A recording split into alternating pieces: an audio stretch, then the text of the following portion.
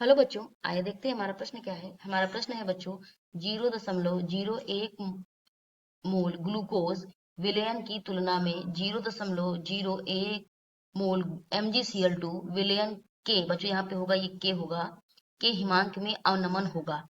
पहला उच्च विकल्प दिया गया समान अवनमन होगा, दूसरा विकल्प लगभग 2 गुना होगा, तीसरा विकल्प लगभग 3 गुना होगा और चौथा विकल्प लगभग 6 गुना होगा। तो बच्चों में जो दिया गया है वो ग्लूकोज दिया गया है और दिया गया है MgCl2, मैग्नीशियम डाइक्लोराइड। अब बच्चों में सबसे पहले हम बात करते हैं अपने प्रश्न की मुख्य अवधारणा की। बच्चों यहाँ पे ये होगा, के होगा मुख्य अवधारणा। बच्चों प्रश्न की मुख्य अवधारणा है विलयन के हिमांक में विलयन के हिमांक में अवनमन ज्ञात करना।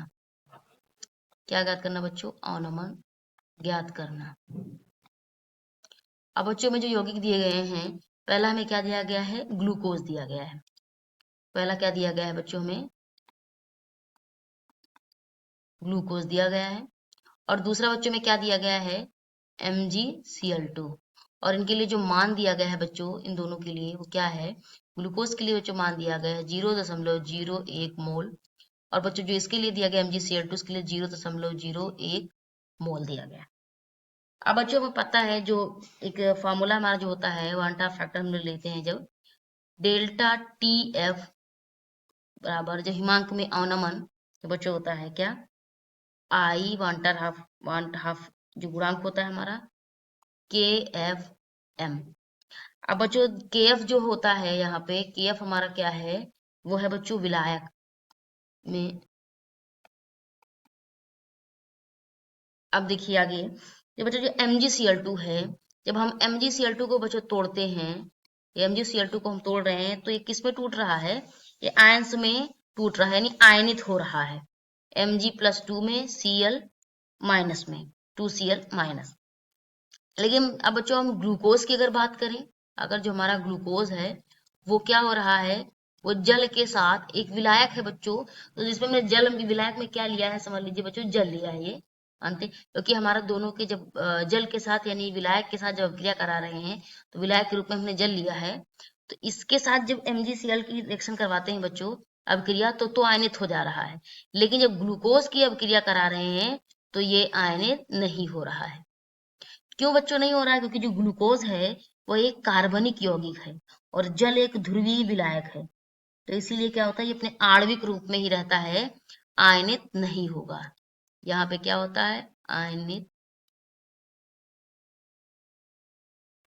नहीं होगा। अब बच्चों हम देखते हैं कि ये तो हमने बात कर ली कि बच्चों कि MgCl2 होगा या फिर ग्लूकोज नहीं होगा। अब हम आगे बढ़ते हैं, तो जो हमारा MgCl2 था, अब इसके लिए जब वन हाफ आई का मान कितना आ जाएगा बच्चों? 3 आ जाएगा। अब इधर देखिए, जब डेल्टा टी एफ क्या दिया गया है बच्चों? डेल्टा टी एफ 3 के एफ क्या दिया गया है? मूल 0.1। अब बच्चों ये हमारा डेल्टा, ये 1 था, ये डेल्टा TF2 दूसरे के लिए जब निकाल रहे हैं तो क्या मान दिया गया है? 1, 1 गुणे के एफ। बच्चों समीकरण इसको 1 मान लेते हैं, इसको समीकरण 2 मान लेते हैं। ठीक है बच्चों, अब आइए बात करते हैं कि हम देखते हैं कि आगे, अब इसको समीकरण 1 को, जब समीकरण 1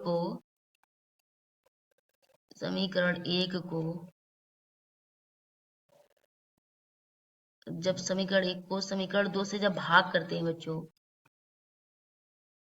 2 से भाग करने पर